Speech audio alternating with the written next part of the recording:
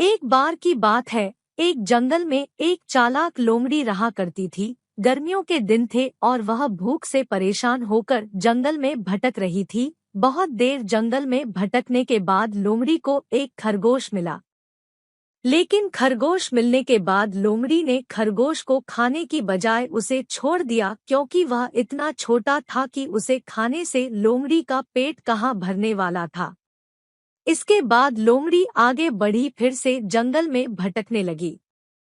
कुछ देर जंगल में भटकने के बाद भूखी लोमड़ी को एक हिरण दिखा। हिरण को देखते ही लोमड़ी के मुंह में पानी आ गया।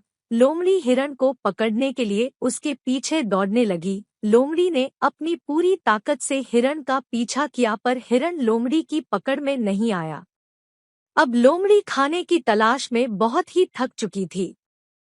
जब लोमड़ी के हाथ हिरन भी नहीं लगा तो लोमड़ी सोचने लगी कि इससे अच्छा होता वह छोटे से खरगोश को ही खा लेती जिसको उसने छोड़ा था। कुछ देर आराम करने के बाद लोमड़ी खरगोश को ढूंढने के लिए फिर से जंगल में भटकने लगी।